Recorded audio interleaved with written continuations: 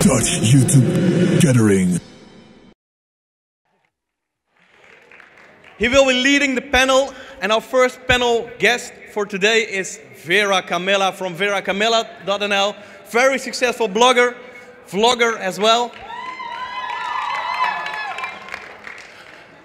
Our second panel guest is Joost from Red Chocolate, one of the biggest Dutch companies when it comes to media. And I would like to introduce him. Give some applause for Joost.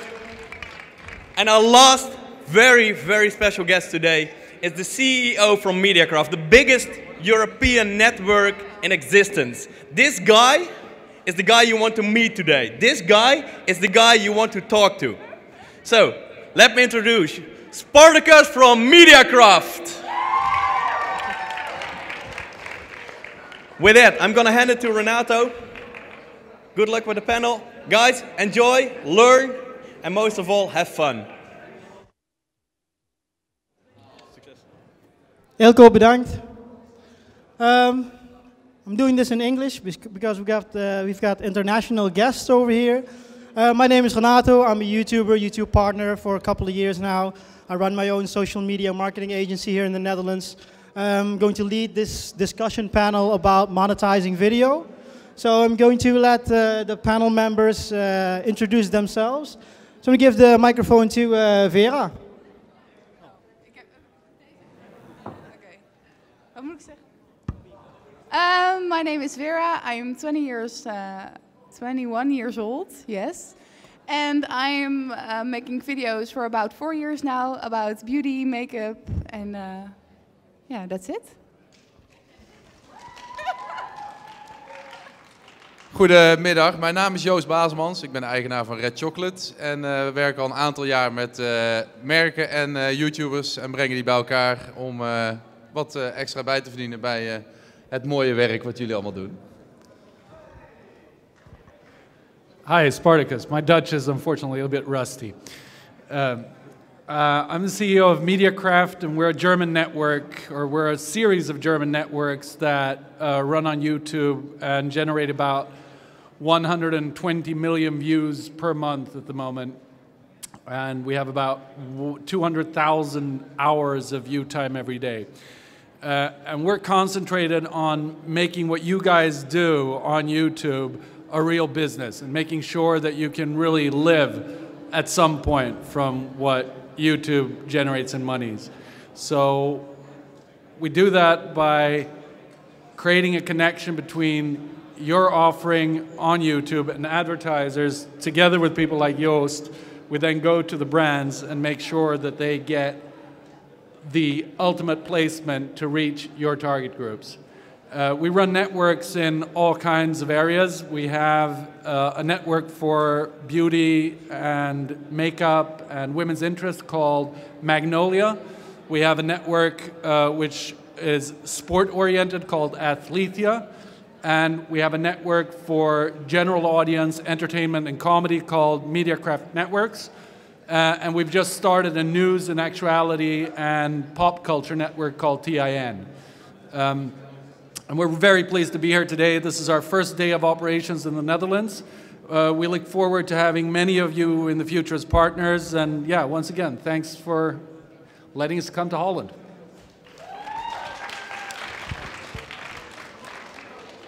So today we're going to talk about monetizing video. Basically, it just means you're creating video content and you would like to get paid for it, because that's the ultimate goal. So I just want to ask the panel members, what are the different means to get paid for your work? For example, YouTube partnership. What does that mean, and how do you become a YouTube partner? Vera? Oké, Nederlands praten? Oké, fijn. Ik ga het Nederlands praten. Nou, YouTube-partner kun je volgens mij nu altijd worden. En dat is nieuw bij YouTube. En als je YouTube-partner wordt, dan krijg je dus een deel van de inkomsten. Nee, een deel van de advertenties wat daar binnenkomt, het geld, daar krijg je dan een deel van. En dat is een manier om geld mee te verdienen. Als je nog niet zo heel veel kijkers hebt, dan zal dat bedrag wel vrij laag zijn. Maar het is een begin. En je kunt samenwerken met partijen als Red Chocolate, die ook kunnen aanbieden dat je gesponsorde video's gaat doen. In mijn geval, ik doe dan beauty-video's, dat bijvoorbeeld Nivea naar me toe komt en zegt, nou kun je een video maken over de nieuwe BB-cream of wat dan ook. En daar krijg je dan een bedrag voor. En dat is ook een manier. And Vera, do you approach these companies yourself for product placement, or do they approach you, or? Vaak benaderen ze mij en soms kun je ook een contract hebben met zo'n bedrijf en dan halen ze dat echt regelmatig voor je binnen. Bij mij is het iets anders, omdat ik een blog heb en die blog, daar heb ik heel veel bezoekers. En daarvoor is een partij, Adfactor heet dat, en die regelt daar de advertenties voor. En daar zit af en toe ook een gesponsorde video bij, maar dat is niet een hoofdzaak. Maar omdat ik al bij Adfactor zit, kan ik niet echt daarbuiten nog aparte dingen binnenhalen voor YouTube zelf. Maar als je dat dus niet hebt, dan kan dat wel. En je kunt ook zelf contact zoeken met bedrijven en iets voorstellen. Dat is ook mogelijk. Thanks, Vera. Joost, product placement? Yeah, now, I want to add a bit to what Vera just said. Yeah, Engels, Nederlands. I think it's if you're starting a YouTube influential, then I think it's really good. Ik denk dat het echt goed is als je zelf gewoon jezelf probeert te verkopen. Ga zelf op pad naar een merk en laat ze weten hoe groot je bereik is en bedenk iets creatiefs en doe iets tofs. Want op die manier help je eigenlijk de hele industrie en iedereen met het bekendmaken van wat jullie doen en hoe goed en hoeveel bereik jullie hebben. Zelf op pad en jezelf verkopen is echt de eerste stap naar geld verdienen met YouTube. Eigenlijk heeft iedereen waar wij ook mee werken, die gaan ook zelf op pad of die worden zelf benaderd. En wat Red Chocolate doet is een aantal YouTubers bij elkaar vinden en een merk erbij zoeken en een leuk concept of een gave actie bedenken waarmee we iets leuks kunnen maken en het merk op een toffe manier kunnen brengen naar jullie kijkers. Joost, a question. Red Chocolate. Let's say somebody here has a YouTube channel and wants to join your network. Are there for example, you're saying you need to have 1,000 subscribers or what? Are there requirements? Requirements are that you are creative. Requirements are that you have some reach. I mean, if you upload a video, it needs to have at least, say, 20 to 50 to 100,000 views, because there's a lot of work before the brand comes into your world. I mean, we have to negotiate a deal. We have to come up with a cool concept. We have to convince the brand owner to let his brand go and let his brand live in your video, which is something that they normally are not used to. They produce a print ad or a TV commercial and they stipulate what comes in the video and what not. And if they give their brand to you, then they have to let go a bit of that safe world. And that's where we come in, and that's where we convince the brands to let go and to follow the tone of voice of the YouTuber, because that's the tone of voice that the audience wants to hear. And thus, you need to have some reach in order to make our effort worthwhile, because an advertiser pays money for reach, and if your reach is small, then he will pay not much, or he will not bother to invest his time. So yes, you have to have some audience. Also, Mediacraft, how do they approach the connection between brands and companies and YouTubers? Well, at the end of the day, I think my partners here have both covered what kind of advertising or what kind of way you can monetize your videos. And I'm just going to say one thing in addition to that. There's one important key for monetizing videos on YouTube. And it's the same key as getting audiences on YouTube. And it's really simple, and it's incredibly difficult at the same time. Make great videos. It's as simple as that. If you make good content, you will reach a bigger audience. If you will reach a bigger audience, you will make yourself more relevant to an advertiser. And that's the simplicity of it. And that's exactly where we come in. We try to help creators as best as we can to improve the way that they do videos by coaching them, by helping them, by supporting them. Not taking away your freedom as creators, but actually trying to enable you to do great content, and to do great content all the time, every week, every month. How do you do that? Well, we have a number of ways of doing that. One of them is to actually just look at the structure of your channel and try to help you maximize the effect of online video by understanding things like, how often do I need to make a video? When do I need to upload? Or in what kind of format thinking should I be organizing my videos? So this is really the mechanical bit of making sure that you get better. The other side is that we offer our partners the possibility to actually use our facilities. We have studios in Cologne, we have a studio in Berlin, we're just opening up a studio in Hamburg right now, so that people can actually come and work with us and together with the other partners. And we also create connection between the partners on a creative level. So when we have a number of channels that we work together with, we help them work with each other to do even more and even better content. And the last bit that we do is that we interconnect the content so that we cross-promote. So if we have a young lady making beauty tips and blogging about fashion or whatever, and we have another one over here who's doing the same thing, they're not very likely to want to help each other because they're in a bit of a competition about how they're going to go out on the market. We take away that competition and we actually help them be friends. Because the philosophy is, when the flood comes in, all the boats go to the surface. And that's exactly what happens.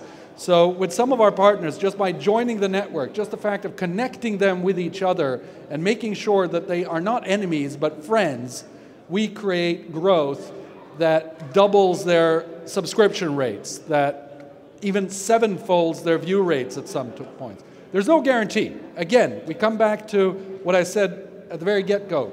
The key to monetizing videos, the key to audience growth is make great videos. And I don't know how to do that, Joost doesn't know how to do that, but you guys know how to do that. And what we want to do is that we want to help you find your absolute best self, your best video creator in you. We want to take that out, we want to grow it, and we want to make you great.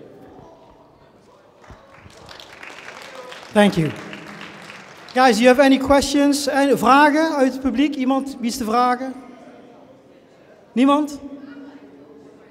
Okay.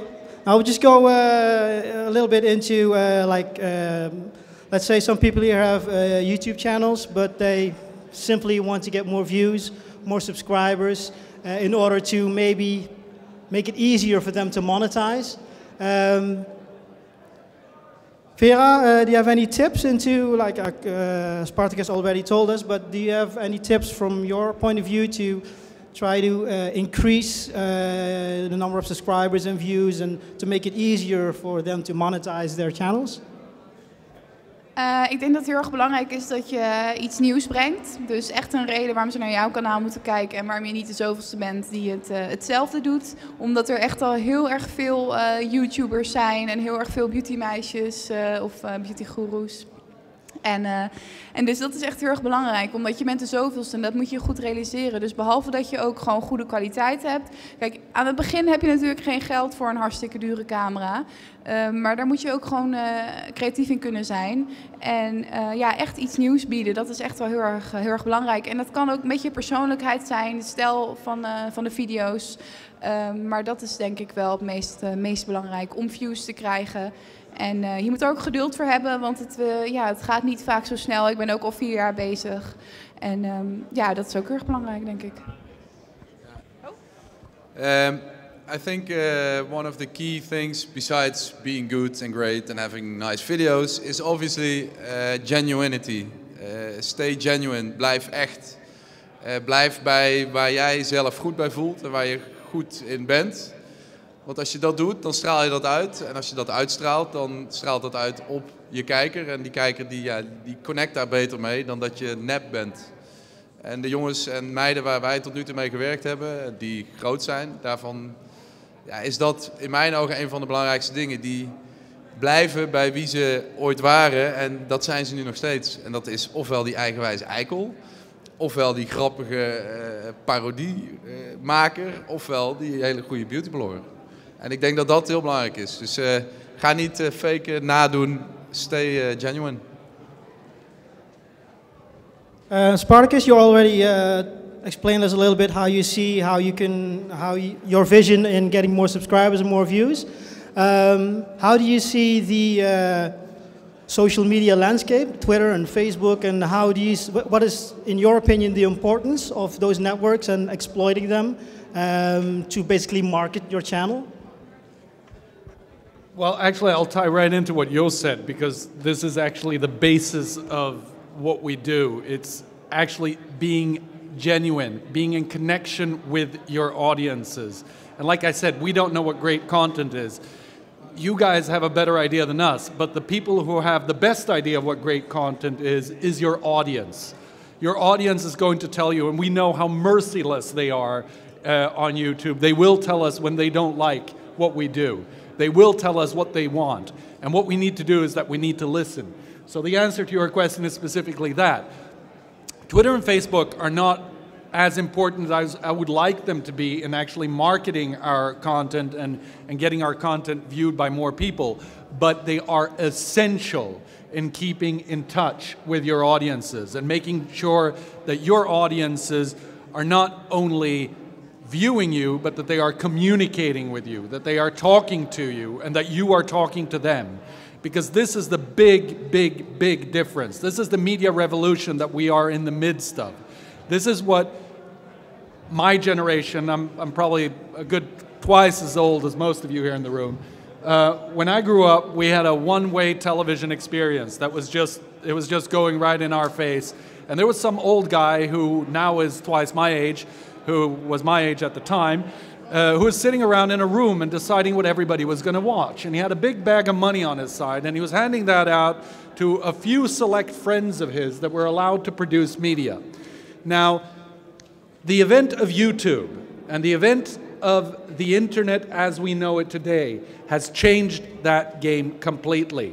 You guys are in control of what your own peers, the people your own age, you are in control of what they can watch. Not what they will watch, but what they can watch. And they themselves decide what they will watch. And without social media like Twitter, Facebook, and YouTube, we don't know that. So stay in touch with your audiences. Go into dialogue with them. Even when they hate you, talk to them. Talk to them actively and ask them what was wrong. What can I do better? How can I be a better entertainer? And when they love you, then reward them by actually communicating with them and say, yeah, I love you too. Because that's what it really is about. It's about relationships, and it's about making sure that you stay in touch and that you stay real. That's how we can keep up the media revolution. Okay, thank you, Spartacus. Any questions? Zijn er vragen, jongens? Hebben jullie een vraag over YouTube, over je kanaal laten groeien, iets van geld verdienen? Nee? Oké. Echt niet? Ze bijten niet, hoor. Maar in ieder geval, okay, we'll go just a little bit further on what you just said, Spartacus. In business, this thing called pivoting is when you adapt your business model to what the audience or the customer basically wants. But in how far can you push that? I mean, I'm just going to ask Vera. Vera, dus stel, ja, je hebt een bepaalde manier van werken, maar een groot gedeelte van je publiek zegt op een bepaald moment van, we willen toch meer dit zien, of we willen toch dat je meer dat gaat doen. En tot hoe ver ga je, zeg maar, daarin mee? Of ga je daar niet in mee? Nou ja, als er iets bij zit waarvan je denkt dat wil ik wel proberen, of ik denk dat het wel bij mij past, kun je het wel doen. Maar het blijft wel belangrijk dat je, wat Joost ook al eerder zei, dat je het met plezier blijft doen en dat je dicht bij jezelf blijft. Omdat Dat zie ik ook in de beautywereld, zijn er heel veel trends. Bijvoorbeeld nu ook heel erg do-it-yourself. Dus dat je in een video laat zien hoe je dingen kunt maken. En dat kan van alles zijn. En dat is echt niks voor mij. Dus dat doe ik ook niet. En ik vind dat zelf ook niet leuk om het bij anderen te zien. Dus ik weet dat er ook mensen zijn... je kan er ook weer een ander publiek mee aantrekken als je... Er zijn natuurlijk mensen die zeggen op een gegeven moment... ik vind je video's niet meer leuk. Maar er kunnen wel weer andere mensen voor in de plaats komen. Dus je kunt er wel een beetje mee ingaan. Nou... De batterij op? Hallo?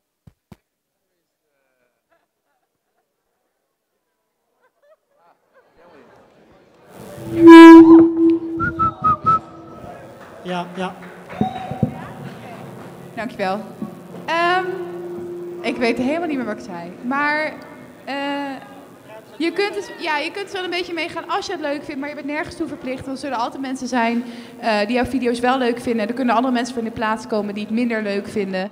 En het is belangrijk dat je wel dicht bij jezelf blijft. En natuurlijk is vernieuwing ook belangrijk, maar stap nooit af van waar je in gelooft, denk ik.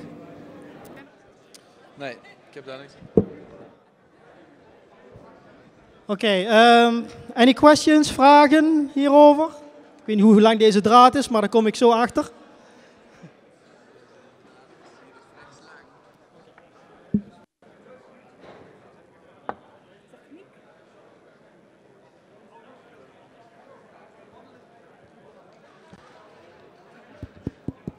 Ja, test. Ja, dat is helemaal zo. Test. Ja, dat is zo.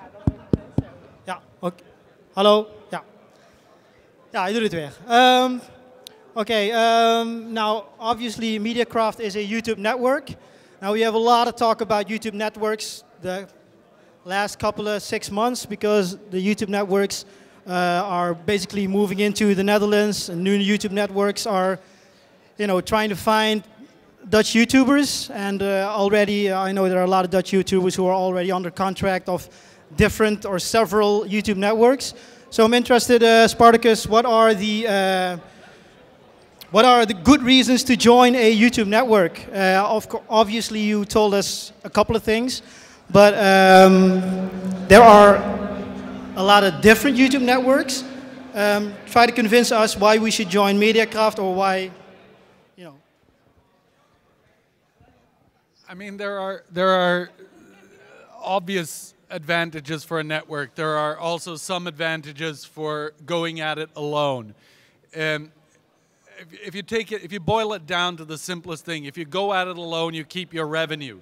That's the simplicity of it, and that's what everybody's discussing. I'm in control of my own revenue. I make my own money. I don't have to share it with anybody. On the other hand, you are alone, and that is the point. YouTube is becoming a really, really busy place. There is a lot going on out there. And like on the savannah, when there's a lot of lions out there, the wildebeests and the gnus and the antelopes tend to get together in a herd because it makes them safer. And that's basically what we're talking about here. We're talking about the fact that we might be small, each and every one of us, but when we join together in big groups, we become stronger and we become more relevant to the advertisers. It makes it easier for Joost to sell to an advertiser when he has 10 beauty bloggers who generate 1 million views on their videos than when he has one who only generates 100,000. So that's the simplest, the basic reason why should you join a network at all. It makes you relevant. It makes you relevant to marketing people. It makes you relevant to brands. That's the simple thing. Now, beyond that, it gets a little bit complicated because every single network is different. We have networks in the world like, I'll take a big competitor from America like Fullscreen, who focuses on just adding together loads and loads and loads of networks under them and users in big bunches, and they just aggregate and they create relevance in the marketing area without a doubt. And then there are networks like MediaCraft where we say that's not enough. We need to work together. We need to work together to make better content, make more content. and we get actively involved with our channels. And that's really the big difference. We don't dictate what anybody should do. We don't tell them what videos to do. We don't even demand that people do a certain amount of videos. It's up to you to make your own content. But what we do is that we actually work actively together with you to try and find the best way of cooperating with other creators and creating great videos. So that's the real simple answer to it. You're safer, you're more relevant, and you get support. And not only that, when you're dealing directly with YouTube, you're dealing with somebody at the end of an email somewhere, most probably in Dublin or in London. And this guy or this girl, they surely think you're important, but they just don't have the time to deal with you. We have a whole team here in Holland. Hello? Hello? Yeah. We believe that that's one of the most essential bits, and this is where we differentiate to other networks as well. We do not make an offering to you outside of the Netherlands. We don't have our German crew who say to you, yeah, well, you know, become part of our network and we're going to get Joost to market you and everything's great and fine and we'll never talk to each other again. To the contrary, we have a whole crew of people who's led by our friends back there, Jonathan and Romario, who are our network managers here in the Netherlands, and they give you active support. They make sure that you know how YouTube works. When you have a problem with YouTube, we talk to YouTube. We help you have the best representation that you can ever imagine. And you have to consider the difference between you and me. You guys have somebody who you can talk to in Dublin or London. I'm personally acquainted with Salah Karmanga, who is the head of YouTube worldwide. And we email each other on a frequent basis. There's a big difference there. And that's again back to the savannah. As a big herd of wildebeest, we're really dangerous. And we're really, really good. And we're really, really fun to be with. So that would be the main reasons. Thank you, Spartacus. I'm just going to go over behind you, Spartacus. Don't go back, or I'll break my neck. Thank you. Hoi, ik wil even iets zeggen. Als je bij een netwerk gaat, lees alsjeblieft goed het contract en leg het ook even voor aan je ouders, want je zit er vaak best wel een lange tijd aan vast. En soms staat er ook iets in met, het gaat ook over een aantal views en dat ze je gaan helpen. Dat je bijvoorbeeld, je hebt nu 5000 views per video en ze zeggen dan, nou, we gaan zorgen dat het 7000 worden. En als je daar boven komt, dat je dan een bepaald bedrag moet afstaan. Maar het kan zijn dat je veel harder gaat groeien in die 2 jaar en dan zit je bijvoorbeeld aan een contract vast waar je na een tijdje niet meer zo blij mee bent. Dus wees realistisch en kijk het goed na. Ook met hoe lang je er dus aan vast zit. Omdat je gewoon weet, dingen veranderen. En teken niet zomaar iets. Want ik heb al genoeg horrorverhalen gehoord van mensen die, weet ik veel, ergens aan vastzitten en nooit meer wegkomen. Maar dat is gewoon over het algemeen voor alle netwerken. Doe goed je research. Joost, wil jij nog iets vertellen over YouTube Networks? Of, Oké.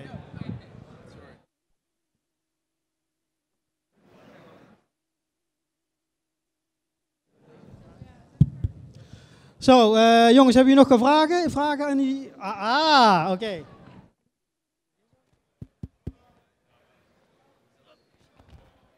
Gelukkig ben ik super fit. Zeg even je naam en... I'm Rosa, and my question is, if you're a Dutch person who is willing to sign with something like Mediacraft, what does that mean for your content? Because I know lots of Dutch people who create content, but do it in English. But they are Dutch, so what kind of influence has that on signing with a company like Mediacraft, the fact that they create English content instead of Dutch? Well, YouTube is a global platform, so at the end of the day, this is actually one of the advantages. There's a big step to take for all of us until brands are global. Coca-Cola looks like a global brand because you can get it in every single country, but it is not a global brand because it is a local brand because it advertises on a local basis and it sells on a local basis. So it doesn't matter who you go with. If it's us or if it's one of our American competitors or whoever it is, there's always going to be this challenge. We have to know that. There's just the way it is. We can't help that until the world changes, and that's going to take a while. I think I'm going to have to die before that happens, but and the guys who are my age. But at the end of the day, the support we give and the resources that we put at your hands are not language-based. That is to say, if you want to do content in Swahili, that's fine with me. As long as you speak Dutch or English so that we can speak to you. And that's the importance. The importance with us being here in the Netherlands is not so much that it helps you create Dutch content, but it gets you support in the Netherlands. And this is a really, really big step. This is what we also do differently to all other networks. If you join an American network, you will have your support people somewhere in the States. And that's just the way it is. And I think if I understood Vera correctly, what she was saying was make sure that you really know what you're signing when you sign with a network. That's about as far as my Dutch goes. And she's absolutely right. No question about it. I mean, this goes for my contracts as well. Let yourself think through what you're doing. Do not jump into a relationship because it doesn't interest us as a network and it doesn't interest you as a creator to have a relationship that is already broken from the get-go. We need to have the right expectations. We need to know what it's all about, and we need to make sure that we get a functioning, growing channel that comes out at the other end and that you're happy within that. And this is essential. So language in the channel doesn't matter. Language in your location matters a lot. And that's why we think that it's important to make sure that you actually cooperate with local people and not with somebody in Southeast Asia or far, far away from here.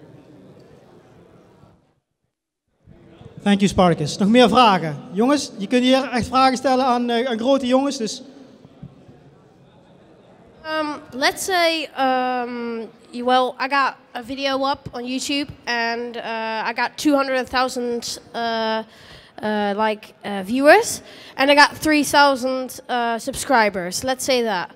Do I get like a contract right away, or do I need to make more videos, more content on YouTube, and be more creative? I got it. I was a little hard with the echo, but yeah, I got it. We don't have those kind of limits. We don't look at people. We're selective about who we take. We don't take everybody onto our network. You can't walk in through the door and just say, oh, I have a YouTube channel and let me be part of MediaCraft. We actually want to see that we can actually offer you something. But we don't look at how many viewers do you have, how many subscribers do you have. We look at your videos. And we look at what you've been doing and we see if we can do something with it. We have 3 different levels of partnership. We have a partnership level where we say, okay, we don't know yet if we can do something with you. Let's see. Let's work together. We're not going to take your money in the beginning because we want to just get to know each other. And you can, whatever you earn to a certain limit, it's all yours. And then we don't do that much together. We just look at each other. We cross-promote you when we can. We try to coach you with systematic coaching and whatnot. And then we have another level, which is where we see, okay, this creator has reached a certain maturity in his or her content. And there we start working immediately together with really intense cross-promotion and coaching and whatnot. And then we have a third level, which we call producer, and that's where we're working with somebody who's gone professional already, where we co-invest and where we put a lot of money into the channel as well. So it really depends on what your channel's like. There's no steady limit. I mean, you can have 100 subscribers or you can have 100,000 subscribers, and you might just as well be just as interesting with 100 subscribers as with 100,000 subscribers.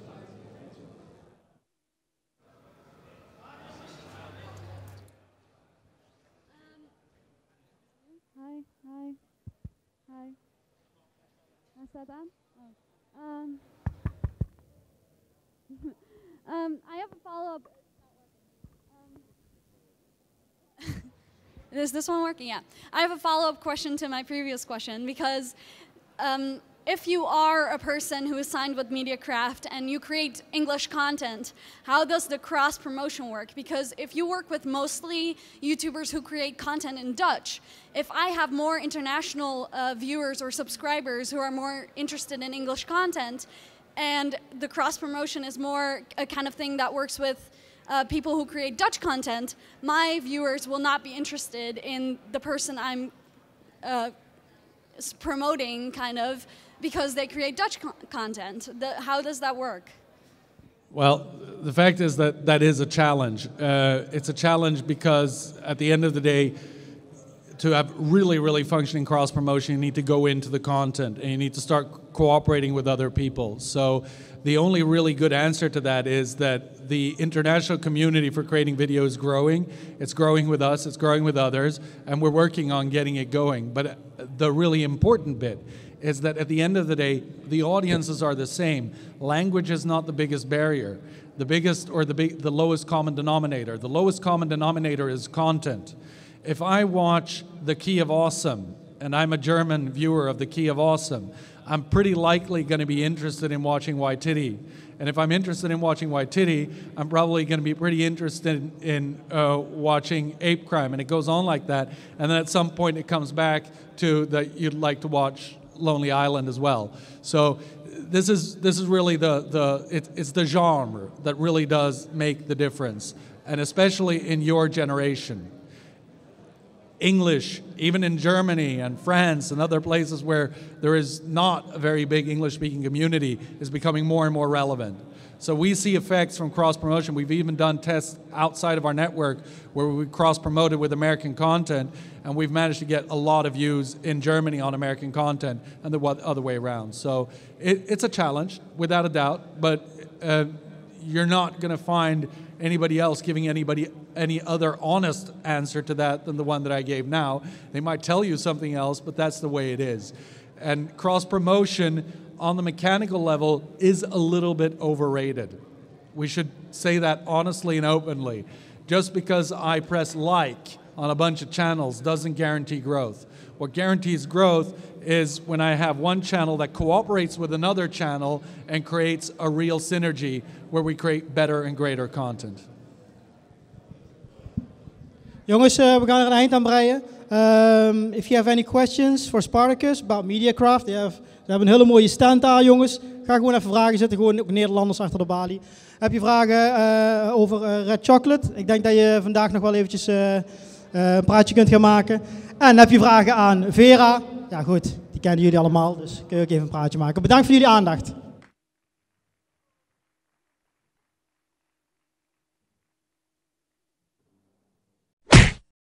Dutch YouTube Gathering.